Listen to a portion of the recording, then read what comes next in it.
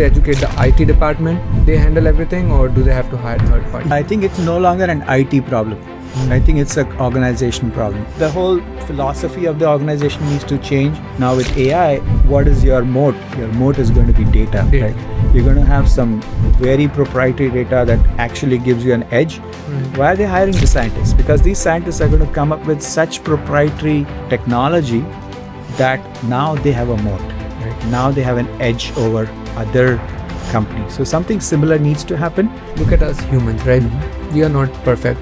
Everybody have their own deficiencies. I think we put so much emphasis on these AI systems to be almost perfect in a way, but I think we keep forgetting that they are also almost like us, that we also learn from our failures. What is responsible for a robot, right, that's walking around in your house?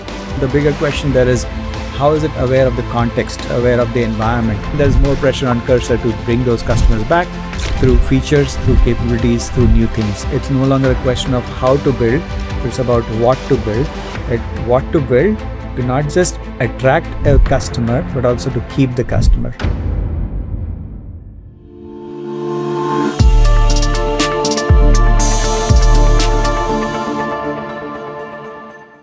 What's happening, folks? Thanks a lot for tuning in to the Altered Perception Show. Today we have Preyas Joshi with us, and he works at Amazon. He's been in the Amazon for more than 12 years.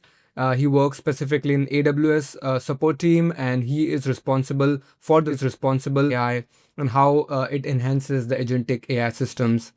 We're going to cover a lot of things about the buzzword, which is the AI agents, agentic AI, what it is, and also getting in depth of agentic orchestration, which not a lot of people know about, but it's going to be big. And the most important question is, how can we make these agentic systems responsible, not only for businesses, but for people?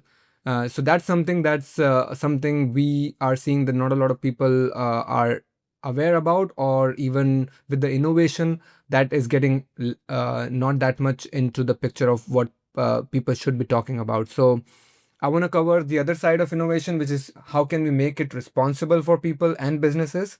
So with that said, Preyas, thanks a lot for joining the show. Thank you. Thanks for having me over. Yeah. So let's start with your introduction. Would you mind giving audience a little bit about your background? Sure.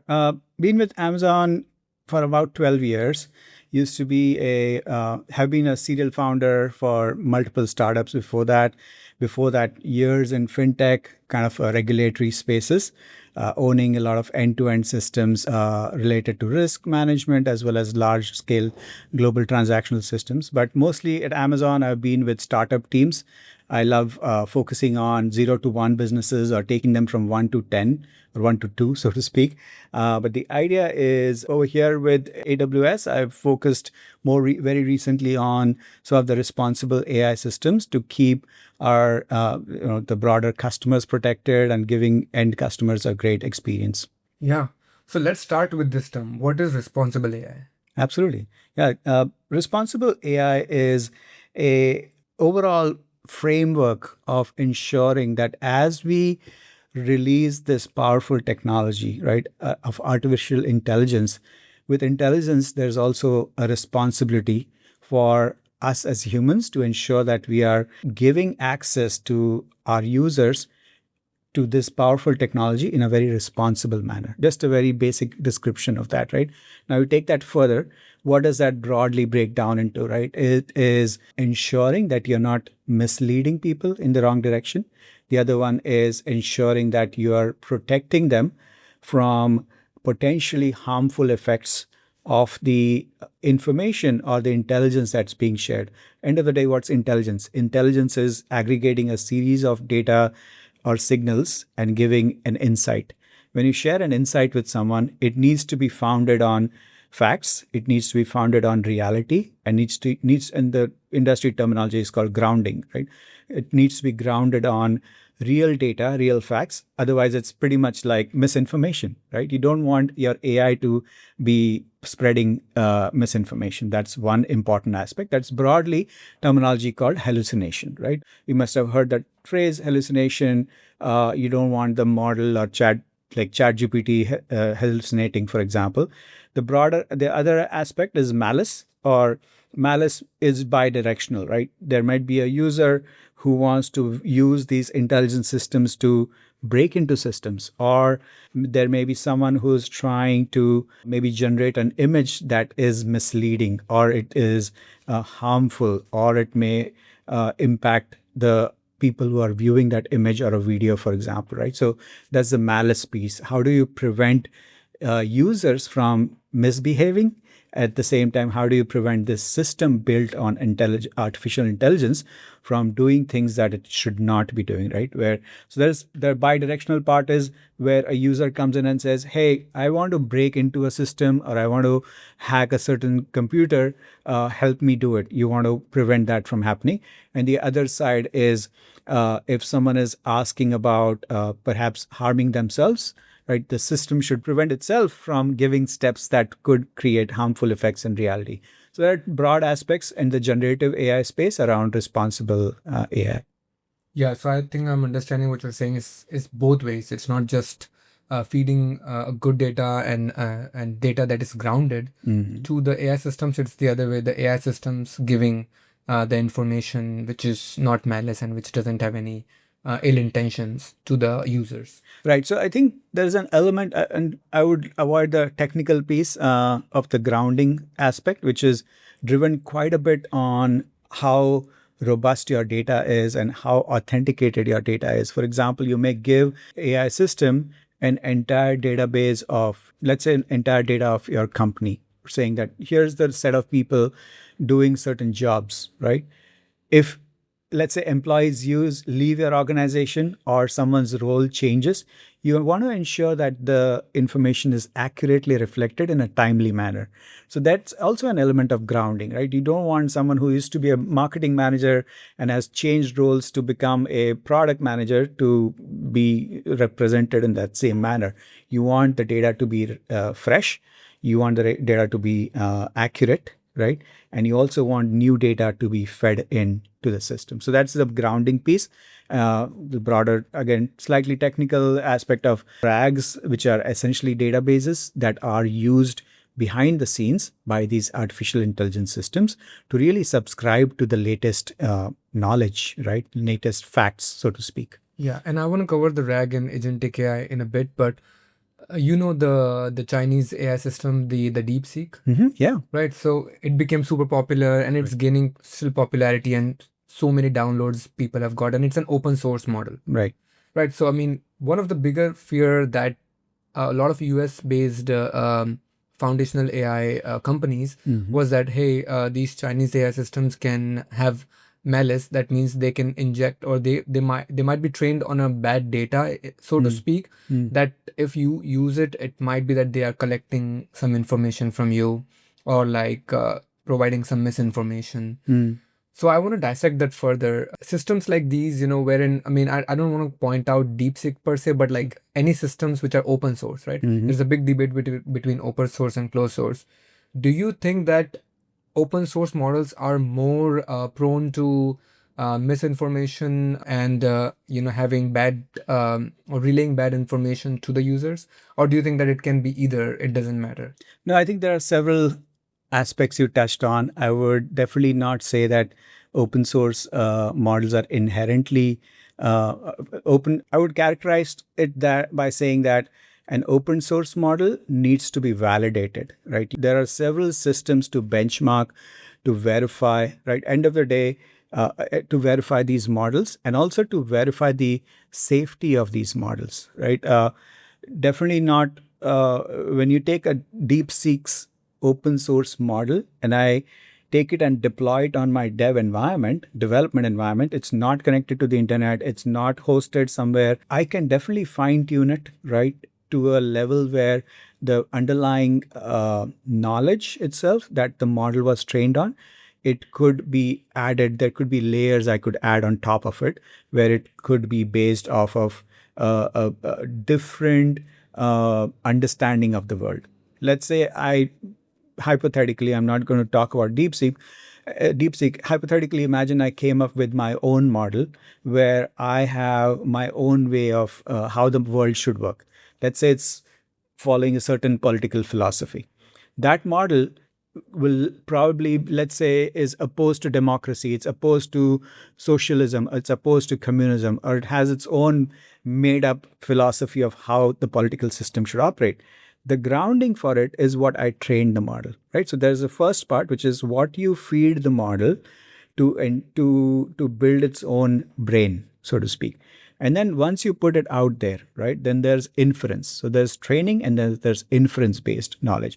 Inference is where I'm interacting with this model and this hypothetical model we just made up, and I'm giving it a set of documents saying, hey, look, here's all the documentation about the software I'm building, explain it. It doesn't have to be colored at all by the philosophy it has, right? It can be completely independent. It understands and it uses its own artificial intelligence, so to speak, at runtime, right? So there's an aspect of a model is trained on certain knowledge. That's an aspect of responsible AI. And the other part is the inference part, which is another aspect of responsible AI. So there are both, just a very broad, on a broad terms, these are the key areas where you want to ensure that your model is responsible end to end, right? So now going back your question of whether an open source model needs to be, are they risky? Any model is risky, right? You could probably argue that if I were to use one of the popular models and actually deploy it in my little startup and said, hey, all engineers, please use this model to start doing agentic coding or just use it for coding references. If that model is not well tested, even the big models out there, they fail, right? Even they make mistakes, even they hallucinate. We've heard many stories of these, right?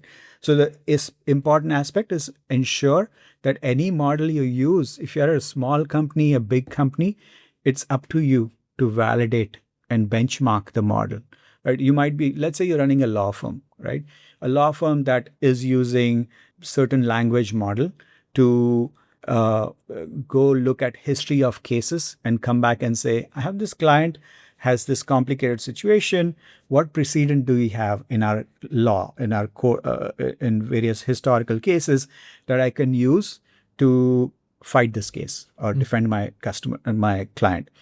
If the model is not well trained and it doesn't have the depth of knowledge, it doesn't have the corpus of knowledge needed to really go seek all of those cases, then it's going to fail, right? Your law firm is going to be in jeopardy. You're not serving your client effectively. Next step, at inference time as well, even you want to be careful that you have fed enough context to the model so that it has the capacity to understand your client's case, it's their context, and give them that information so that the outcome you get is robust enough, right?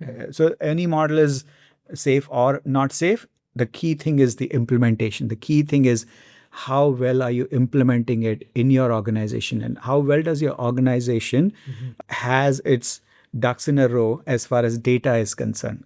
For example, we can get a lot into some of the details of how an organization can be better prepared for AI. And it's not just about do I have data? It's not just about do I have the right engineers to build a system that's built around AI. It's about the safety, the robustness of the data, and the proprietary nature of your data that will drive whether you can make it or break it in the new emerging world of AI.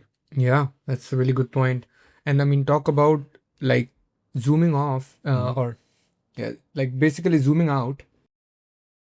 You have OpenAI, which has always been deemed as like not being following the safety protocols that were set from the get-go. And then there were like a lot of companies that were spun out off of OpenAI. I mean, Anthropic was one, which was like the Dario was seeing that OpenAI is not properly implementing responsible AI into the system, and more just like focusing on the innovation and not focusing on how can we make this more safer for people. So do you kind of foresee wherein like these foundation models, I mean, they are already trained now. People have already used these foundation models and been using it.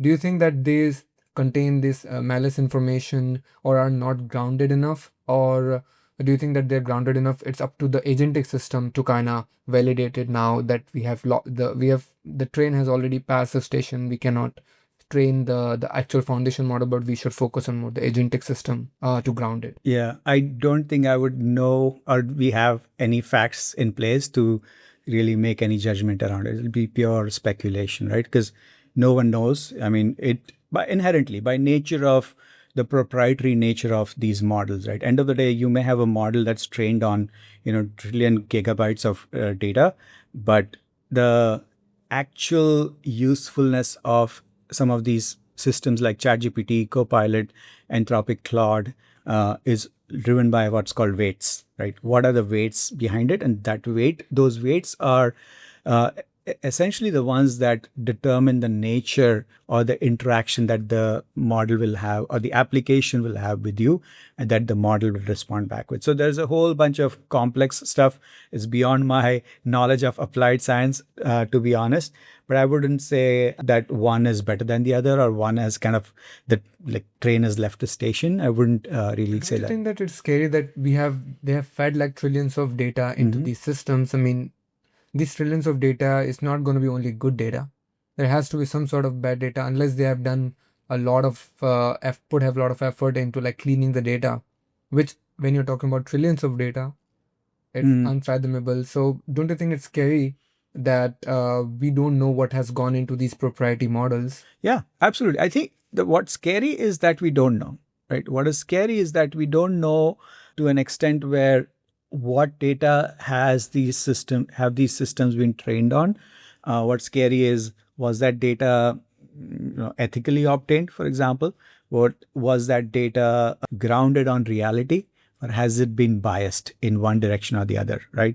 If that data has bias where it has only scanned health data for, let's say, a certain demographic, then it's going to be biased against the other, right? The ones that were left out. So that aspect is scary. Don't have a solution for this. Ideally, there could have been like a global governance policy which says, we need to know what this data was trained on. But then by nature of this technology, it is proprietary. It is a moat. It is a startup end of the day that has to innovate rapidly. It has to move quickly. And I mean, look at the number of features OpenAI has rolled out. It's like I would personally, I would think that it's the leading model or the leading experience it's giving to end customers. And there are a lot of people contending that. Like very, very close to that is like Anthropic and all of the Nova model and all of these models that are coming up. We are just very, very close. Gemini, for example. Yeah. They're extremely close. And then some of the things they are capable of doing is amazing. Yeah. How do you get to that stage in the last 36 months? You have to move quickly. Yeah. Right? You have to move quickly. You have to prevent too many regulations from bogging them down, right? So my whole idea of like, oh, we need to have some global governance system or some body of like 100 people from all over the world, that's not going to work, right? Inherently governing requires to some extent, in a democratic world, governing requires a lot of people to come in and say, here's how things should work. And there needs to be some consensus, right? Whereas innovation, you need to move fast, break things, right? Yeah, So those are opposite worlds, so to speak. Yeah. But at some point they converge, right? There is some convergence happening as well. There are some AI regulations, AI Act in Europe. US is also putting some policies in place. So absolutely. But to your point, it is scary. Yeah, the scary part really is could there be situations where we have no idea what could go wrong, right? And there's obviously we are heading in the world of agentic, Yeah. and maybe embodiment tech, which is robotics, where robots are agentic, right? We'll talk about that as well. Yeah, and actually let's do it and let's cover. So we covered three things: RAG, agentic AI, and then embodied AI systems. So let's uncover these and what do you think like is the definition of these systems? Let's start with RAG and then we can talk about agentic AI and then embodied AI. Yeah, RAG, like I mentioned, was retrieval augmented generation, which is it's kind of a mouthful, but the idea is that you need to maintain a current, fresh, fact-checked, and secure as well as maybe obfuscated set of data, right? Imagine you're running a company that has medical records of thousands of customers, right? You want a system that helps your radiologist figure out, based on previous cases, if an X-ray looks like this, it is probably X diagnosis, right? Now, there are a few things here. One is the model, right? The model you're going to choose is super important. The second is the data you feed it. What's the data? Like for you as the practice or the company giving this diagnostic insights, it is your proprietary historical data of those radiology or X-rays that you had, thousands and millions of X-rays that you used. Now, what is that? Those X-rays are not just standalone images. There are humans attached to it. There are individuals attached to it. They have a phone number. They have a medical record, right? So you want to be compliant with all of the HIPAA regulations to protect their identities. You need to be sure that when you train your model with that data, your customer data is well protected, right? That's where the responsible AI comes in. Exactly, right? So that's where the responsible AI comes in. And then you take that and you put that into a RAG, right? So the RAG is really a series of different data stores where the language model is able to easily retrieve it. There are a lot of aspects of vector data and all of that. We'll not get into that, but the idea is that's a RAG. Then I think the next one you mentioned was agentic systems, right? So it's a different space from there.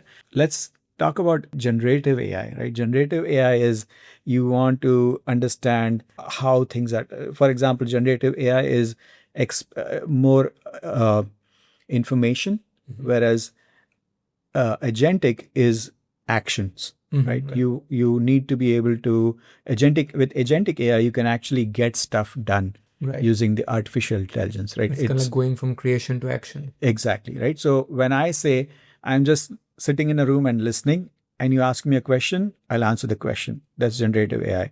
But you ask me that, hey, you are sitting in the room, rearrange the table the way you like it. That is ideal for a lecture, right? For a lecture format. Now I have agency. You gave me agency to touch this table, move it physically with my capabilities, and I have the authority to rearrange the table, right?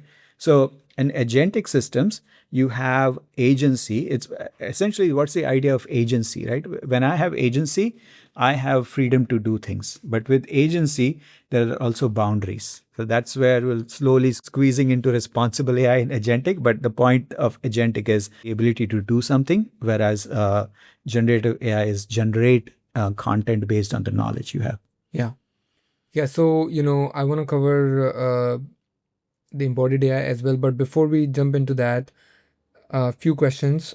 Can a RAG-based system, which is basically you have the LLM model and then you have the knowledge data, and then you kind of asking questions based off of your past information and to predict it, or to kind of just generate a chatbot or whatever you want to call it. Can a RAG-based system be an agentic system? Absolutely. Yeah. An agentic system needs to have a RAG, right? Because end of the day, RAG is facts, right? RAG is your real ground truth, right? Let's say you're heading to a friend's party, right? Friend invited you to a party. It's like, oh, party is at ABC 123 Main Street. Your RAG there is that address. You're heading to that location. You are the agentic person heading to that party. Friend calls you and says, hey, dude, party changed, location has changed. Right, your RAG is reorganized now. We are not meeting at 123 Main Street. We are meeting 100 Baker Street or whatever, right? And now, like, okay, the facts have changed, right? So now your action with the agency you have of driving your car or heading there, you're going to go in a different direction. So RAG is a fundamental of what's a fact. What's the fact today, at this moment, at this second, right? If you have a system that tells you analysis of all the stocks, the RAG is changing every day, right? The stock market is changing. I don't know if you've seen the Google Finance experience today. It's a beta version. You should check it out.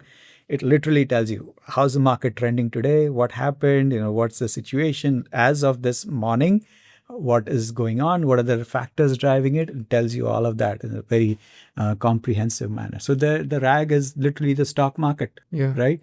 And then, of course, RAG, there could be the earnings that are released by companies, because that affects how what insight you get out of it, right? Yeah. Yeah. And, I think, of course, we named it agentic systems to make it things complicated, but I think that the agentic AI systems or AI agents is one of the most useful Mm-hmm. thing that we have developed in the last year and this year. I mean, I think it started like in the end of 2023, but if you talk about like across all the industries, Mm-hmm. you have a corpus of data. Mm-hmm. Every business have their own types of data, their own history, like you said, medical, construction, or like supply chain.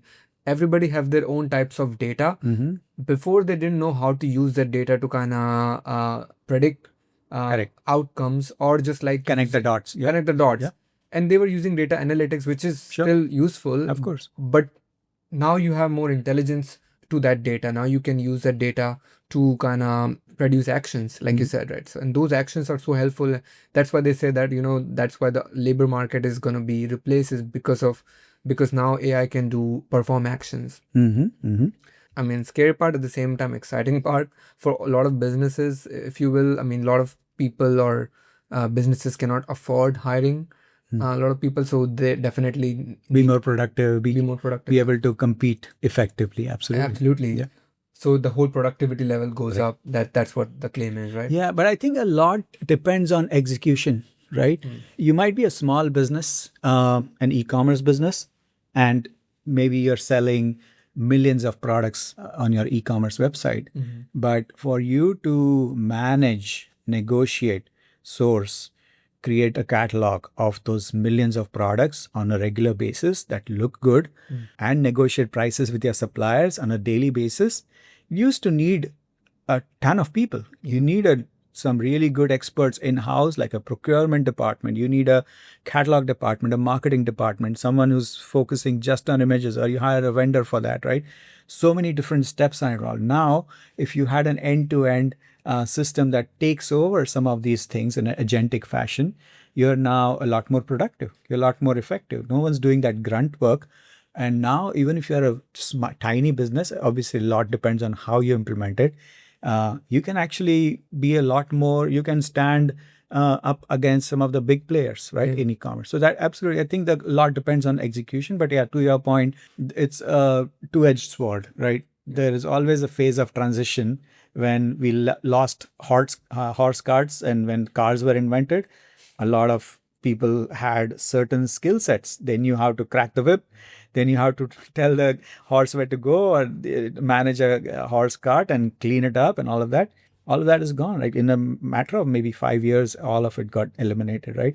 So that societal upheaval, that requires sometimes government intervention or market forces sometimes to jump in and really address it, right, to an extent where it doesn't cause social unrest. So that's what keeps bubbling up, like, oh, AI is going to take over our jobs, right? But then if you have the next set of skills to operate in that new paradigm, probably that would calm your nerves, if not anything. Absolutely. Right? You may still lose jobs, but at least it'll calm your nerves. You know you're heading in a direction that is getting you ready for that next phase. That's where the governance will be a key role to kind of help and guide policies, people. government policies, right? Absolutely, yeah. Yeah. Like social policies or socioeconomic policies and things like that, and skill building, for example. I think probably government should invest in giving free AI training to everyone, right? Yeah. Why not, right? That's definitely super important. Yeah, and that was my biggest concern. And I've been talking to so many people, whether it be co-founders or like venture capitalists, and even just like normal, like everyday people, and everybody is kind of like scared because they, number one, don't have that much resources, or the AI is developing so fast that they cannot keep up with all the knowledge and information. Things are changing so fast. So what are some of the tips that you can provide to people who want to like learn and develop their skills in AI? Because like you said, I mean, pretty soon your normal car will be replaced by self-driving cars. Pretty soon that's going to be replaced by robots driving cars. So giving this as an example, like how can one keep developing their skills and be relevant in this ever-changing world? Yeah, I think what we're talking about is moving fast, right? But sometimes to move fast, you have to go slow. right? So I think the key is to slow down, step back. I would imagine, again, I don't think I have all the answers, but idea would be to slow down, look at what are your strengths, like where are you, which industry are you? Are you a finance person? Are you a product manager or an engineer?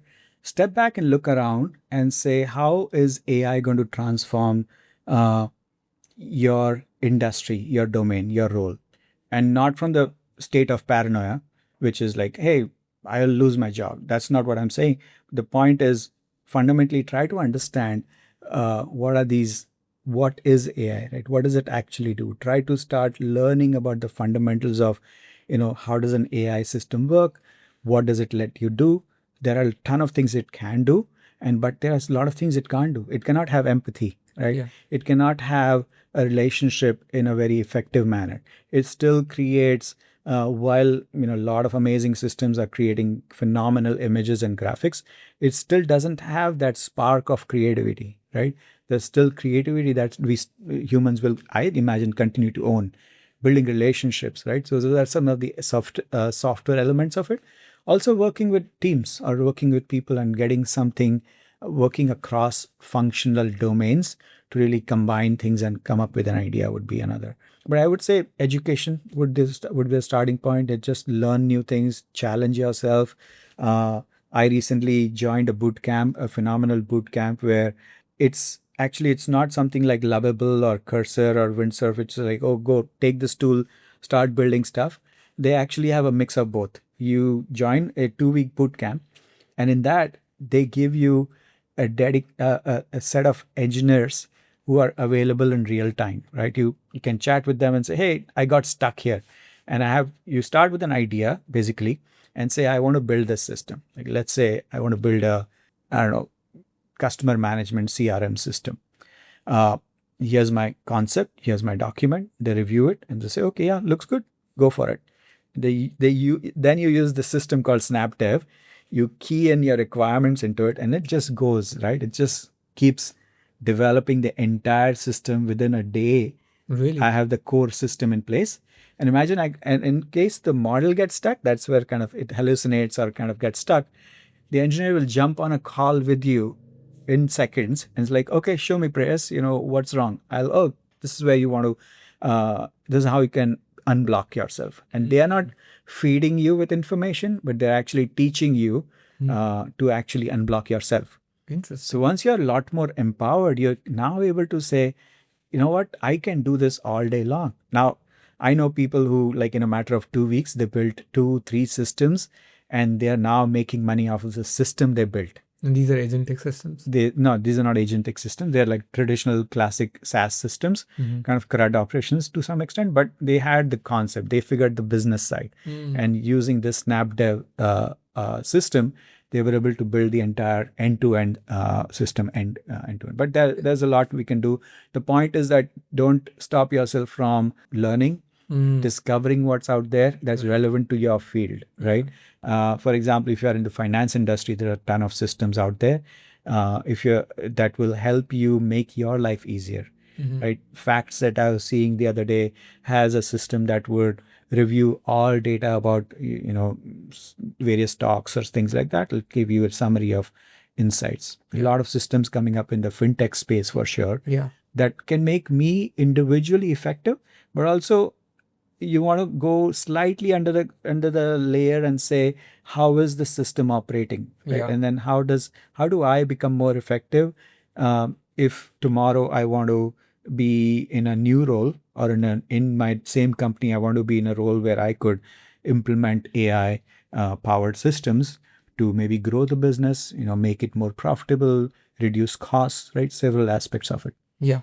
No, I think that all makes total sense. And number one thing, from what I'm understanding, what you're saying is that people should start learning about how they can implement AI in their day-to-day, and then keep learning, keep growing. And just to tag along to what you said, and the number second thing I would say is start building, right? Because these tools allow you to not just get information, Right. but now you can produce some outcome from it. Yeah. Right? And not everyone has had direct experience building, right?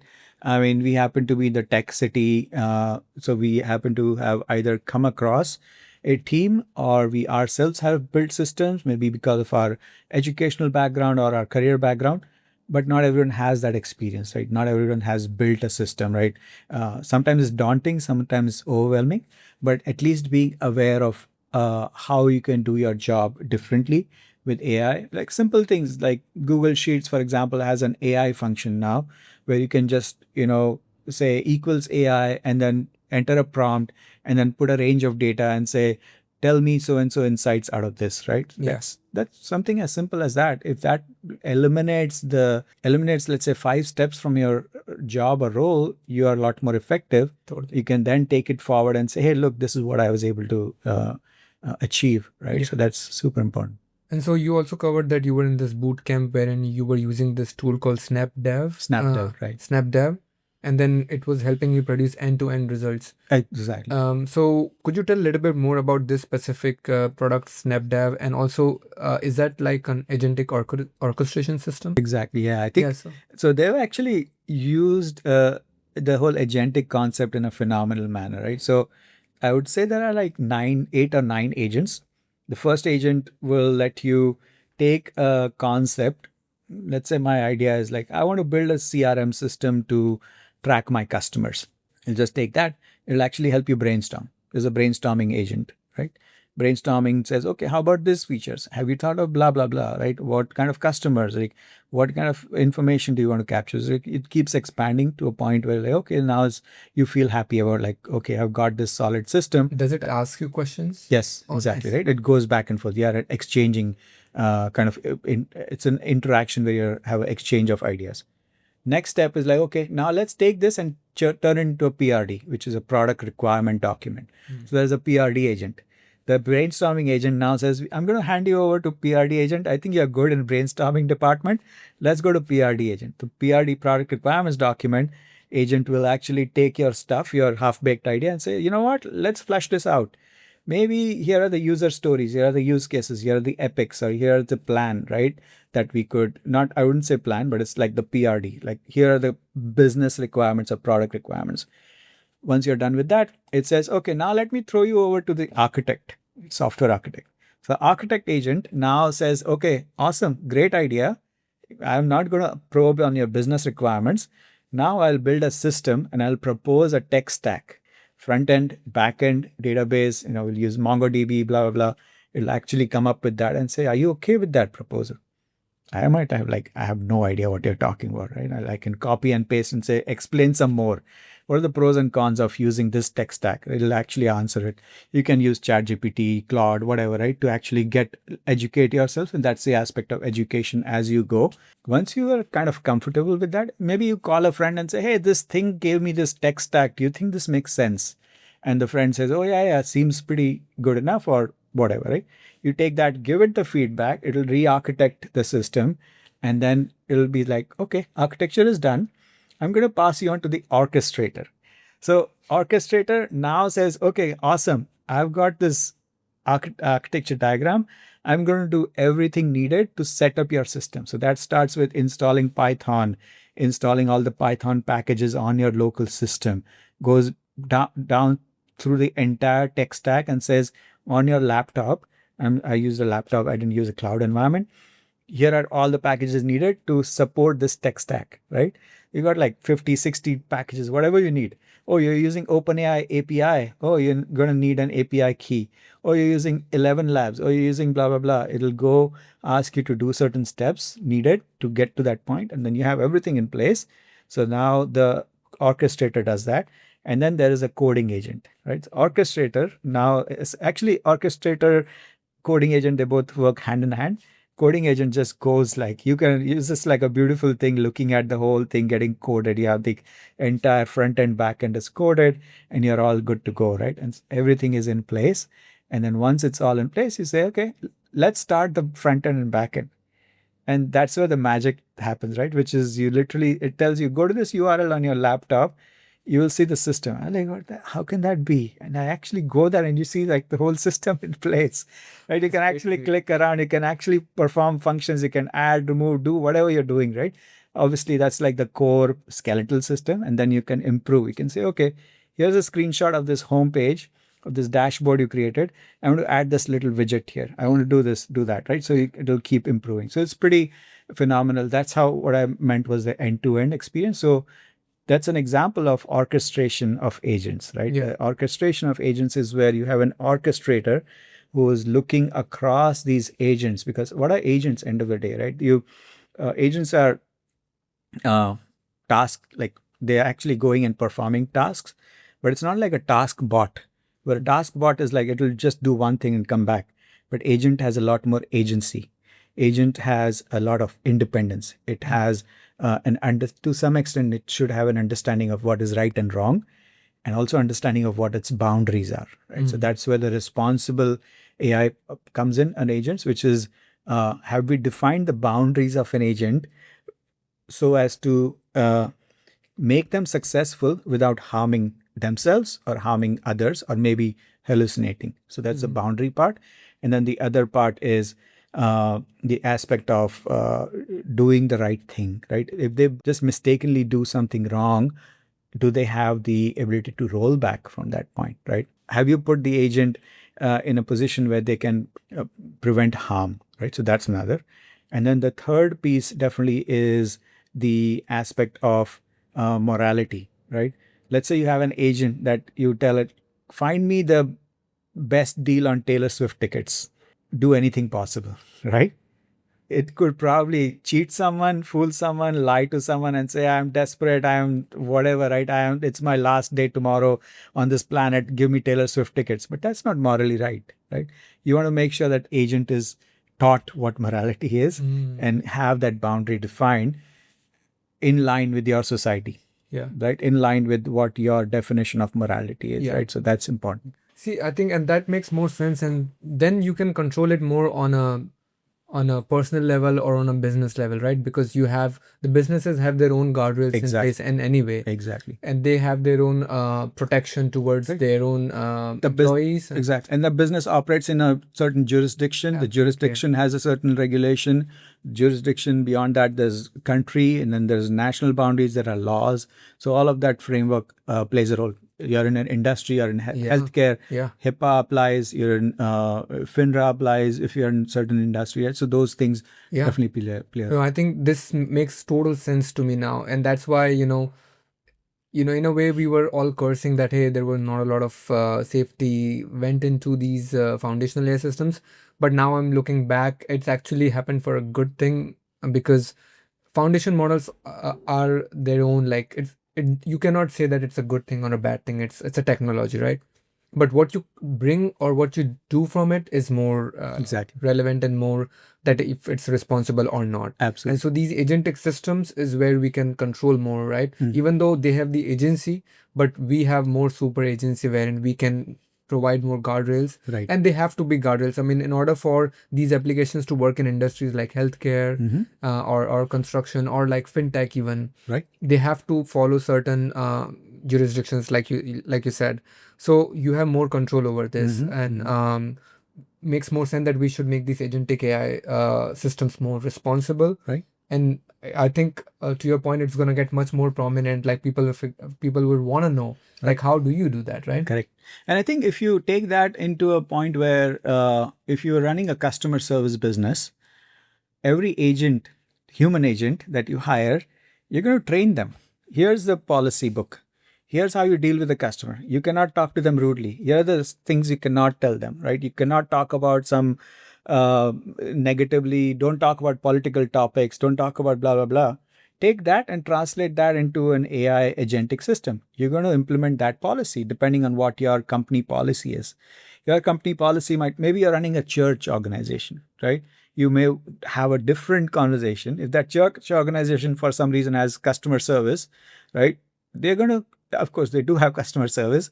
The conversation they have is very different. If you're running a health, like mental health company, the policy discussion there is very different, right? The privacy discussion is super different from, let's say, a customer service for e-commerce, right? So the policy and your company policy itself, you want to apply that same level of rigor to any agentic system that you're implementing. And for that, you need the right people in the room when you're making that decision, right? So that's the part where we say, tomorrow I want to go implement some AI powered system. Do you have the right decision makers in the room making that decision? And then from there, are you implementing the right things? And then do you have the data, right? So Yeah. there's an aspect of organizational design that is super critical. And I love that area because I have a ton of experience running kind of ML teams before the world of generative AI. And that aspect really excites me because I feel that's where companies will either be successful or fail. I think recently I read around 40 or 60% of companies trying to do agentic AI implementations are going to just fail. I think Gartner had that report. Yeah. Right? Same thing with generative AI implementation. I think a massive number, 70 to 80%, 95%. 95% are going to just fail, which is why It's should already you? failing. Exactly. Now, why should you fail, right?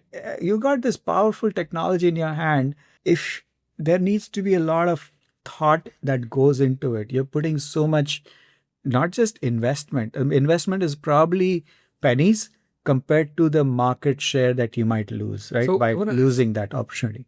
And to that point, I want to ask, like, why are these companies failing to implement AI systems and even agentic systems? I don't know why they are failing, but I feel there could they that I experienced this firsthand when, for example, when I had a team where we had applied scientists, data scientists, data engineer, product manager, marketing, all of these folks. We were trying to solve two things. There was an innovation angle, which is how can we use all of this powerful stuff? At that point, it was just pure machine learning. We knew a few techniques. We didn't have generative AI at that time. But how can we take this and apply it to various business problems? The other part is how can we take this and make our business processes more effective? If you go back to traditional software development, the software kind of agile model, it was always where you come in with a set of deterministic requirements, then you turn that into software, you release it, and you test it. It was very well workflow kind of a model. Now, in ML, you need to have an experiment mindset, right? You need to first look at come up with it's literally scientific. Come up with a hypothesis. Hypothesis might be that hey, we think customers are not buying a product on my e-commerce website because the graphic quality is bad, or I don't have, let's say, 10 bullet points on my page or something else, right? That's my hypothesis. Let's test this out. Do you have data to test it out, right? Then the first thing is, let's say you take 5,000 products and you split them into two and say, let's the half of them, they have 10 bullet points, half of them have 2 bullet points, 3 bullet points. Let's compare apples to apples. That is, and everything else being equal, more or less, right? Obviously, price is a big factor. Now, that experimentation mindset, you need to go and test it and say, oh yeah, we tested. We have, we found a solid evidence, or we found weak evidence. Now, if I was a leader running this organization, if I was thinking in the whole agile model or the old software model, I would be like, you guys spent 1 month trying to do this. You have nothing to show, right? This is not what I want. Where's the system, right? You cannot have that mindset. So the point is, the whole philosophy of the organization needs to change on having maybe one or two, like a small portion, allocating a certain amount of investment in experimentation. Then there's another part in education, educating the entire organization on AI technology, figuring out what tools are out there. Third piece should be on trying third-party systems and testing them and verifying if those are actually adding to your productivity. But then that what you are talking about is specifically to the tech industry, because like these like tech industry people are very savvy enough to kind of use these tools, and the companies are also like very aware that they need to be updating their systems and updating their people. But what about the other industries, like we mentioned, like supply chain, logistics industries, or manufacturing industries? These industries people don't have that much awareness in terms of they need to educate on AI systems. I mean, they don't even know where to begin. So do they like go for do they educate the IT department, or they handle everything, or do they have to hire third party? Yeah, I think it's no longer an IT problem. I think it's an organization problem. It's basically saying, if I were to bring in super intelligent, most expensive consultants to solve my supply chain company problems, help me drive more revenue, help me be more productive, what would you do? What intelligence would help you? Right? Maybe that's a broader organizational level question you want to ask. From there, you want to then come back and say, are there existing tools out there, third-party supply chain, systems that use AI, or maybe there are other, construction industry tools that use AI, for example, that might give me some of those insights. There's a ton of innovation going on in all industries. Or if there's nothing out there, that's my opportunity. Should I probably invest in that space, right? Should I bring in an AI consultant to help me break down my business problems and say, hey, how could I use AI to just, are there opportunities to use AI, not to solve a specific problem? And then from there, you go back to that whole idea of setting up an experiment hub, setting up an innovation hub, setting up a verification validation hub, right? And then there is a data hub, particularly, which is the team that actually says, do we have data? Did we have data that we are throwing away? Do we have bad data we should be cleaning up? Right? Is there data that we need to kind of keep building on, or should we source data and combine with some of our own data? Yeah. There's a data strategy here, right? For most organizations, because that's really like they're saying these days, right? Building a system is really easy. So what do? Focus on distribution, right? So distribution will be king. But now with AI, what is your moat? Your moat is going to be data, right? You're going to have some very proprietary data that actually gives you an edge, or you have the ability to combine sets of data to give you that edge. So let's say you're a research organization, you're doing fundamental research. Now you have an edge because now you can take the outcomes of that research that no one else is doing to then take that and say, okay, here is the outcome of it, right? So that's, OpenAI, end of the day, what is OpenAI? It's a research organization. The reason they have the edge, where all these Google, OpenAI, Anthropic, what are they investing in? They have data scientists and applied scientists in-house. That's the most, how much money Meta is paying to applied scientists, right? These are scientists they are hiring. Right. Why are they hiring the scientists? Because these scientists are going to come up with such proprietary technology that now they have a moat, right? Now they have an edge over other companies. So something similar needs to happen. I wouldn't say go spend 100 million on hiring an applied scientist, but you want to go and find the right people that are able to solve the same problem. But it also starts from you, the leader of the organization, right? You need to educate yourself. I know a lot of folks, at the C level who just have no idea, or we are just kind of waiting on the edge and boundary and saying, yeah, I need to kind of understand what this AI thing is. But if you don't want to do it, you don't have the appetite to do it, you have to prioritize and have maybe a chief of staff do it for you. Otherwise, you're going to get replaced pretty soon. Yeah, and I think I am totally, understanding of what you are bringing to the table here.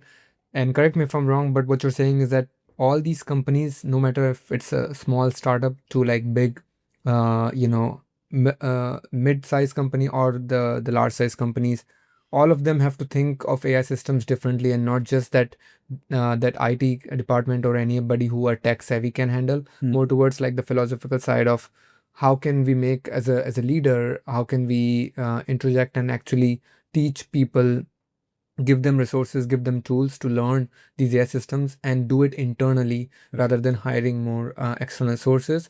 And then you have the IT. It's kind of almost like a mix of the leadership, IT, as well as these employees coming together, getting trained on these AI systems, and kind of like creating a more like a loop within the system. That's a great point you bring up, right? If you remember in the obviously we're still in the old software world, there was this build versus buy decision, right? Companies used to make. Should we build something or should we buy something? Yeah. These days, the disparity, the gap between the cost of building, speed of building, actually, speed of building has become much faster now, and the buy, right? So the discussion is very different now. Even if you decide to go build yourself, you need to understand what you need to build, where do you need to focus, right? It's not just building a bunch of software, it's about having the right data, having the ability to extract those insights, and then use it into your workflow, your process, your operations to address very specific use cases, right? So that's, I wouldn't even say build anymore. It's about, having the data in place. We don't have a nice, like a fancy term yet, like build versus buy, but it's about the build decision. Is that something you can pull off using existing tools?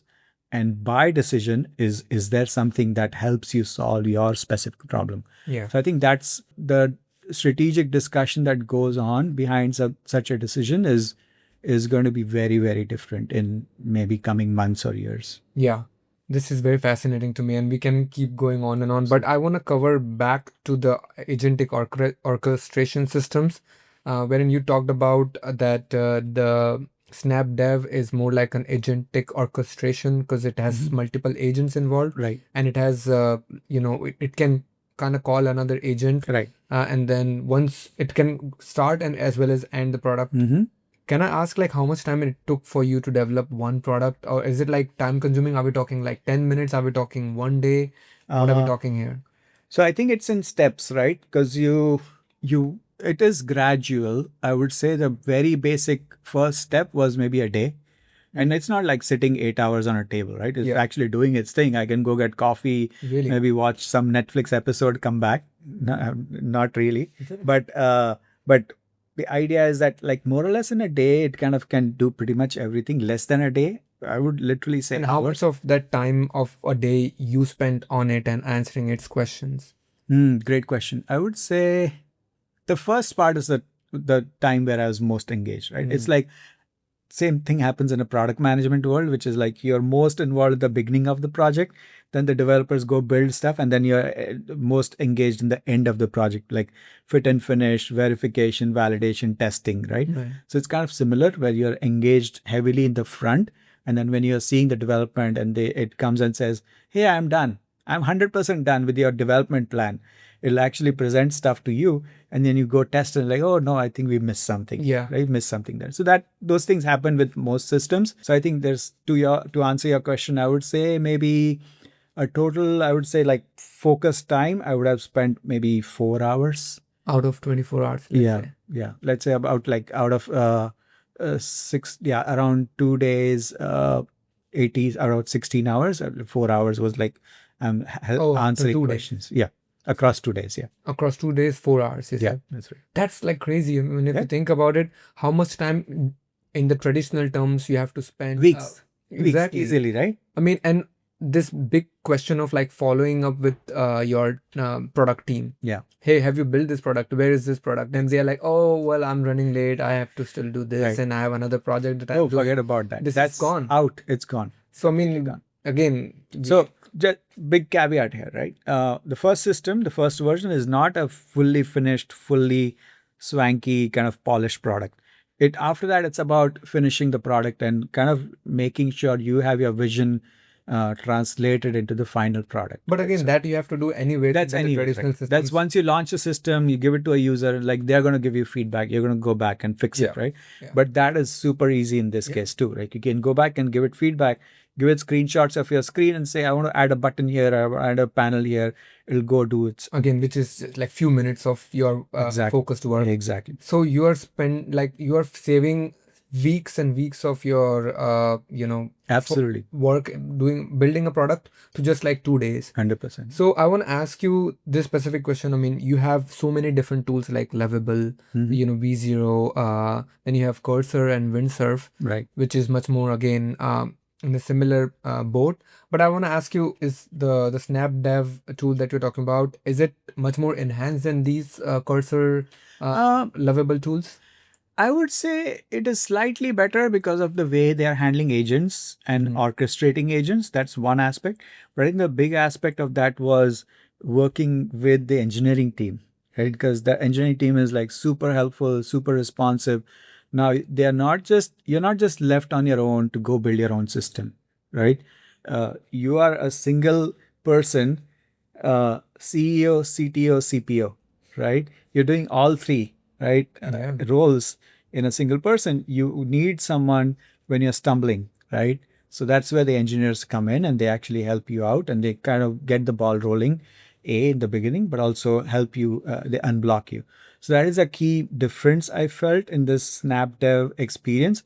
And then the tool itself, they're building new features all the time. They actually, they have I think 1 million token, like they're keeping up with the Claude model, for example, that forms like the Claude, sorry, and the Gemini model. It forms a foundational piece that actually works behind the scenes. But the experience is actually, it's a system built on top of VS Code, which is the case with Windsurf and all of these systems here. I think Cursor more than Windsurf, right? Because it's basically a fork. Exactly, yeah. That's crazy to me. Like, I mean, end to end building the whole product. Exactly. The agent orchestration. Yeah, absolutely. No, like I mentioned, right? There's a person who's just selling the system now. Yeah. That they built in the 2 weeks span. Oh, wow. It's crazy. You know, I mean, the whole idea of product will be looked differently because, I mean, so in 2 days, if you can build a product, correct. It's almost like then the question becomes like, it's not about building anymore. It's about like, what do you need? Like, what do people need? What's the problem? What's the moat here? Where exactly can we apply this? Right. And then again, solving more bigger problems. Absolutely. Now, the challenge that comes with that in the product management or product strategy space is, what is a metric that you want to measure for success, right? Is it now going to be annual monthly rate of revenue, like MRR, sorry, or is it going to be something else? Because now products can be churned out every day, right? You might build system A, someone else came and said, oh, I'm going to building system B, but it has 20 more features. Customer will be like, yeah, sure, I'm done with the system. Let's move to this one. Pretty much same price. And they built it up in 4 weeks, for example, or maybe a few months, right? But now the key here is going to be about churn, right? How do we ensure that the customer that's coming to you remains with you and you can retain them, not tie them down because of some migration limitations, but because you actually truly give them a great experience with their product, right? So that's going to be also an evolution of product management that's happening, which is, a lot of investors are now looking at thinking ARR is probably a flawed metric, ARR, MRR, and they want to also look at churn, right? How many customers you were using Windsurf, right? Like, I don't know how many billion of valuation it has. Okay, people use Windsurf. Now they move to Cursor. They move to something new that popped up. Those customers are gone. Like, they had these monthly subscription numbers. They had these monthly users. They've moved on to other platforms. Now, what happens to the valuation? Like, is that what the valuation should be based on, right? It kind of brings that, so then there's more pressure on Cursor to bring those customers back through features, through capabilities, through new things, right? Yeah. So as a product manager, and decreasing the cost. So going back to your point of, it's no longer a question of how to build, but it's about what to build. What to build to not just attract a customer, but also to keep the customer is going to be an important. So it's an ongoing challenge, so to speak. Right. No, totally. I mean, nowadays you can build like an MVP in minutes, right? Right. Yeah. So if you can build the MVP in minutes, you have more. Wouldn't say minutes, hours, but yes. I mean, depends on like. Sure, a lovable example. Yeah, you're right. Minutes for sure. Again, if you have your requirements lined up, right? So this whole concept of agentic orchestration again is very fascinating to me. Do you foresee that that's going to be where we are driving towards more? Because right now Cursor does have some agents, but it doesn't do end-to-end product, and so many people, even within organizations or startups, use Cursor like agents. Yeah, I think orchestration is going to be an important aspect, right? The unique aspect of orchestration is right now the orchestration is with limited time span and with limited memory, right? So you go ask someone to plan and book your trip to Greece, right? It's going to go find, it's going to come back and ask you questions. What do you want to focus on? Culture, visiting scenic places, or food? You can go back and say, I like food and I would like to experience the historical landmarks. And, okay, how about, we'll go to Athens, we'll go to Greece, Santorini, then we'll go to Oya, blah, blah, blah. And then here are some good food spots you'll check out, right? Okay. Now, the point is that agent, you sat down on your laptop and said, give me this plan. It probably takes an hour to come back with that detail, right? Maybe even do your bookings in few hours. Go negotiate with Airbnbs. Maybe it goes and gets creates a calendar schedule. All of that done, right? So maybe 4 hour windows time span, right? The amount of data it uses is retained within that time span. For example, let's say you are in Greece. What if that agent came back with you and said, hey, by the way, you are, I know you are maybe before your flight, it says, hey, by the way, good luck with your flight. By the way, this thing's happening. There's some protest in Athens. Probably want to avoid that area. You probably got saved from that hassle. Maybe now it comes back and says, okay, you are in Athens. Hey, by the way, there's this show going on at that time. Do you want to go check it out, right? Right now, those things are very reactive. There's an individual agent that has to be deployed when you are in Athens, for example. But what the big challenge is, what if there's an orchestrator that tracks your entire life event, which is your trip to Greece, right? And it is with you until the trip to Greece is over. It actually collects your pictures, tells you, hey, here are the best pictures of Greece. Comes back a year later and says, last year you were in Greece. Here are some great pictures I remember, right? Yeah. There's no single agent right now. So I think the big next challenge there is orchestration over a span of time. Orchestration across maintaining the context, maintaining the memory, right? Which is a different problem to solve, but useful, because end of the day, I want someone not just like transactional, right? I don't want ChatGPT to like have single turn conversations like, okay, what is the meaning of MCP? And then it comes back and it's like, okay, I'm done. I want it to, maybe my objective is that by end of the month, I want to be a software developer, or at least get a job as a software developer. Yeah. What if it asks me and says, who are you now? And where are your skill gaps?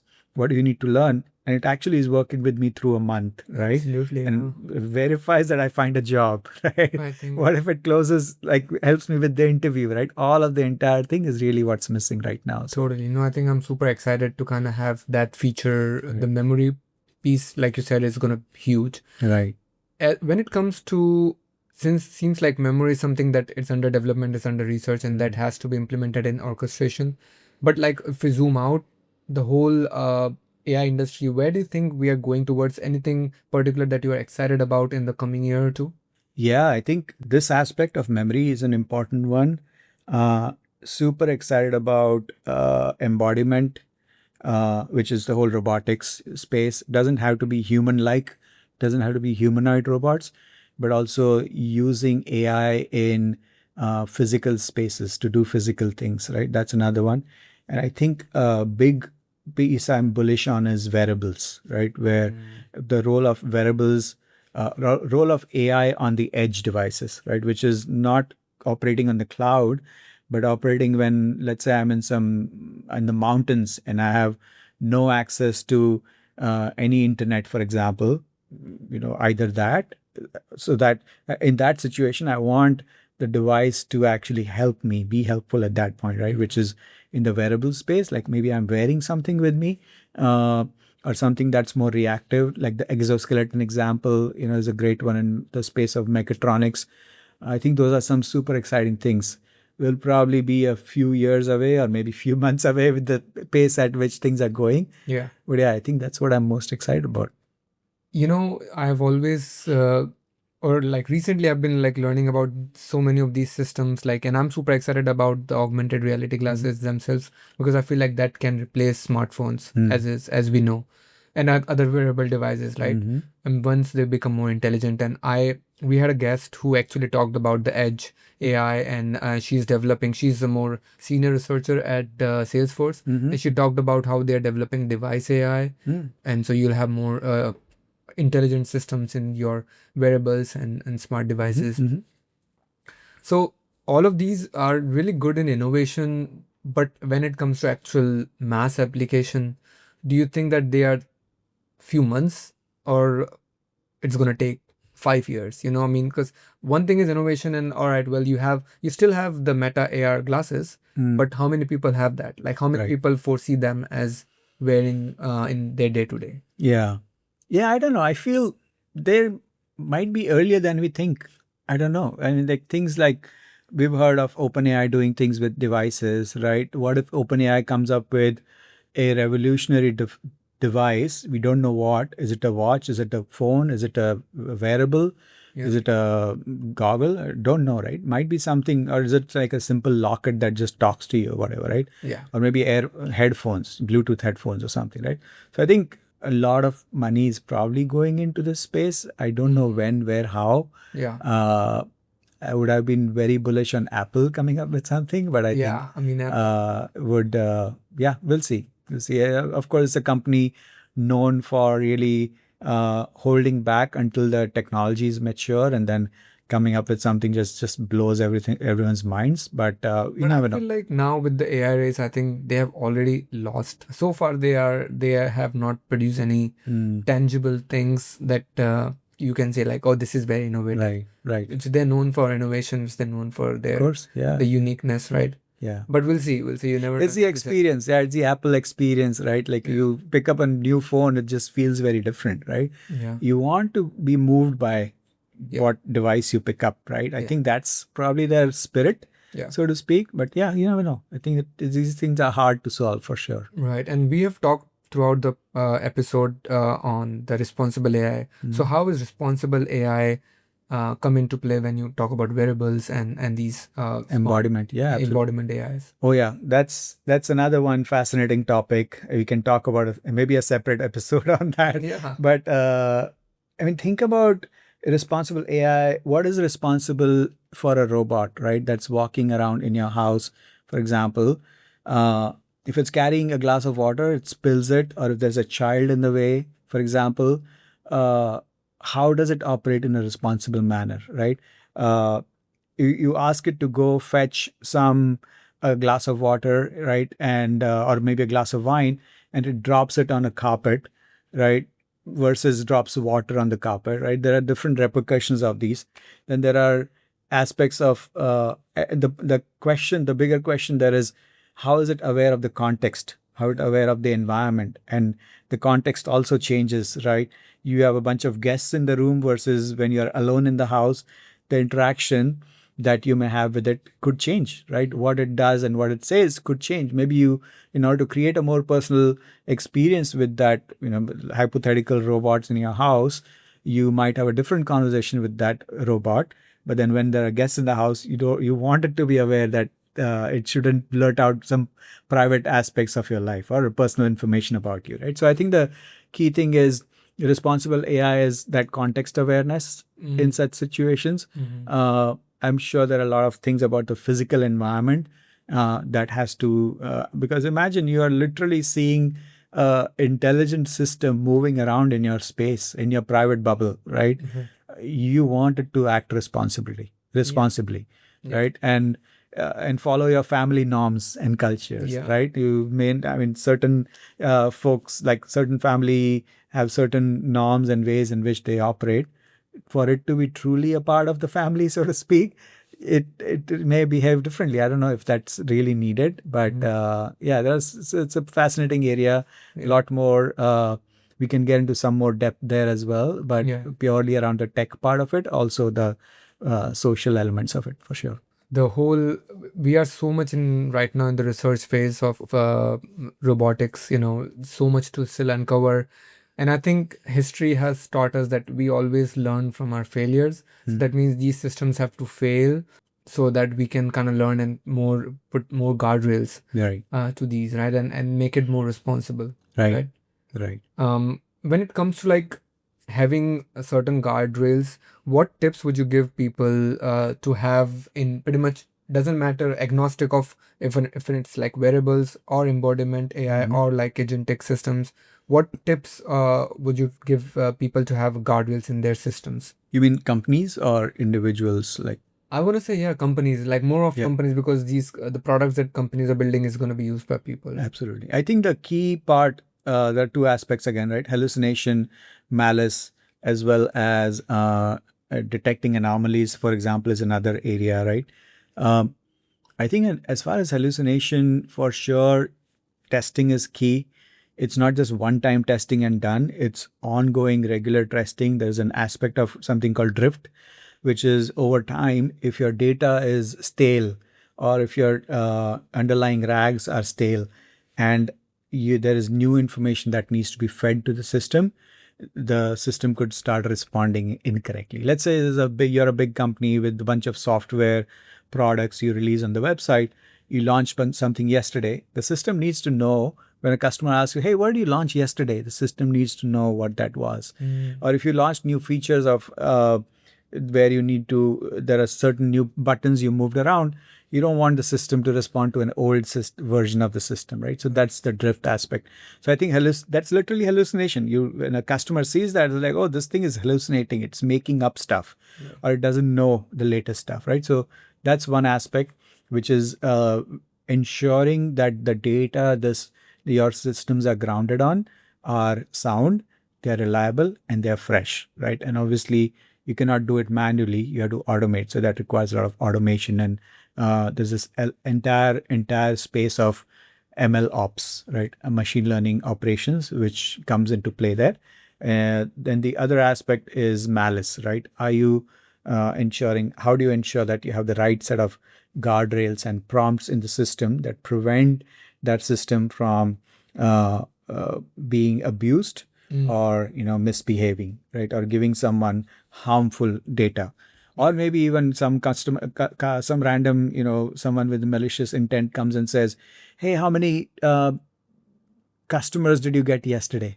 Or how many customers contacted you yesterday?" Let's say that's your competitor.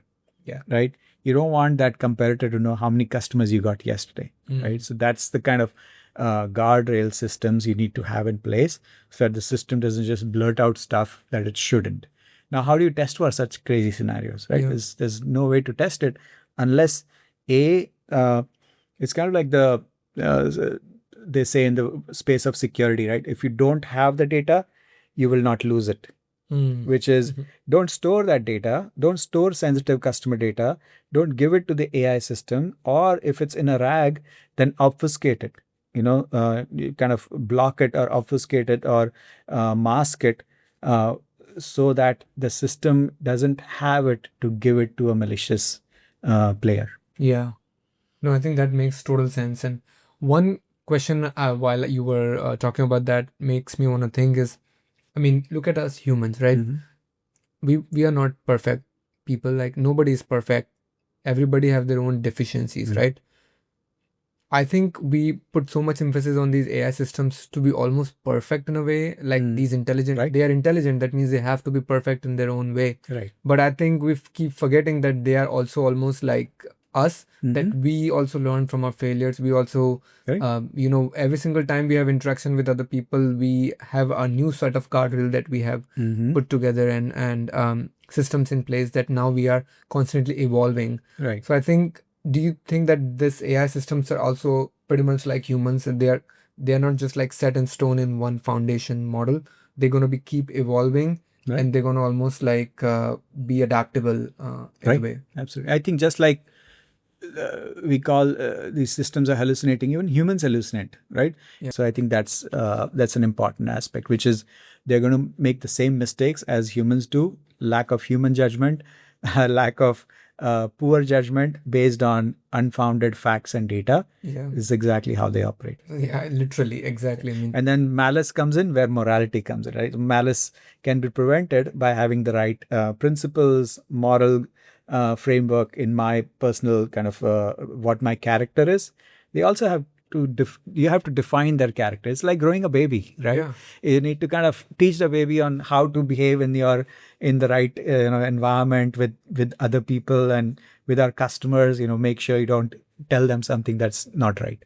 Totally. And I mean, Jeffrey Hinton, right? He's the godfather of AI. I mean, everybody knows him. And his whole philosophy of how he looked at AI systems is like pretty much he wanted to mimic our human brain Right. in these artificial systems, right? And if you think about it, like 20 years, 25, 30 years later, now we are doing pretty much the same thing, knowingly or unknowingly. And there's also another point, again, this is, I know our time is coming to end and this may be the last question, but his one of the bigger point is he's very afraid of the AGI and what ASI and AGI can bring to humanity and that maybe humans can become extinct. So I wanted to ask you, do you believe in the AGI and ASI? Is that real concepts? Also, if you believe in them, how can we make these AGI systems more responsible? I think AGI as artificial general intelligence is kind of, there are two aspects, right? There's super intelligence, which is intelligence where the system knows a lot more that you can even imagine knowing. Probably some of the systems already know a lot more, right? There's the fact about the aspect of knowledge, right? There's a set of knowledge out there, and then beyond that, it is able to. There's a limitation to the extent the system wouldn't know if there are aliens on Mars, right? Because how does it know? Who tells it, right? There are definitely limitations, and for any government or for any company to go and launch an AGI system, I think the definition of AGI is kind of hyped, which is like, hey, there'll be a system that knows everything about everyone. It knows, let's say you're playing poker and it knows like what cards everyone has. No, it doesn't. Everyone's cards are hidden, right? And it probably reads everyone's emotion and kind of knows how this person is going to play. No, it won't, because that person's going to bluff probably, right? So it is going to have the same limitations as any human will to some extent. It will have knowledge. It will have knowledge, probably infinite knowledge, to the extent where it could harness that knowledge and make better moves or make best judgments in a game of chess, for example. For sure, it's already beaten humans hollow, but there will be elements that might still be hard to beat. So yeah, I think it's a I don't have a strong point of view on that. I feel the whole just kind of going back on this aspect of building AGI systems or intelligence systems just like humans. Maybe that's a flawed model itself. Why do we have to base this artificial intelligence on human intelligence? Maybe there is a limitation in human intelligence. Could there have been some other approach to that? Right. Right. Maybe tomorrow we discover aliens and they think differently. Could there have been a way of building knowledge in a different manner, right? So anyways, it's definitely... Here's the thing, right? Like if you talk about you believe in super intelligence, right? Like so these AI systems can be super intelligent and they might know more than us. I mean, they already know more than us, but in a way they, like when you look at the power dynamics, it's all about whoever has the most intelligence govern and like rule over the people who doesn't have that much intelligence. And again, intelligence is a very vast concept of its own. Then you can go into like intellectual intelligence, emotional intelligence. It's like different facades. But don't you think like when we're talking about these AI systems, since they know more than us and they are more intelligent, that they are already controlling humans. I mean, they are controlling decision making for so many humans. I mean, I have heard of cases wherein ChatGPT has influenced a woman to divorce his husband or her husband. So that's like, at that point, seems like humans don't have the agency, the word that you were throwing. So even if we talk about AGI or ASI or not, don't you think that if we don't have some sort of like really good guardrails around these systems, that we will have some repercussions which is not going to be favorable for humans? Yeah, I think it's an interesting question, right? I think you go back to the whole paradigm of knowledge is power, right? Yeah. Knowledge was no longer power when Google came out, right? Everyone had access to that knowledge. Maybe in future it might be, agency is power, or, how much access or how much ability to kind of go and perform a bunch of operations at a large scale. Maybe have quantum computers, and with that, you're able to break any encryption and access any system. Is that, and then you have the agency, unlimited, unbounded, immoral agency, and you could deploy it to break a country or to break a society, right? Is that what power is? So yeah, it's a very philosophical discussion, I would Totally, say. yeah. But yeah, I don't know where it'll head from. Yeah, it's this will definitely require another sitting here and doing another podcast and talking about in further detail. But this was an enlightening conversation, Prayers. Thanks a lot for joining this. I have learned a lot, and No, I love sure. the questions you asked. It was pretty awesome having a great conversation with you. yeah, thanks for joining. Thank you. Yeah. To you, audience, thanks a lot for tuning in again to the Altered Perception Show. I hope you guys gained some valuable lessons from Prayers. If you guys want me to invite somebody else who you think that will be appropriate to bring in the show, please leave in the comment section. I would be happy to. And other than that, take care. Ciao.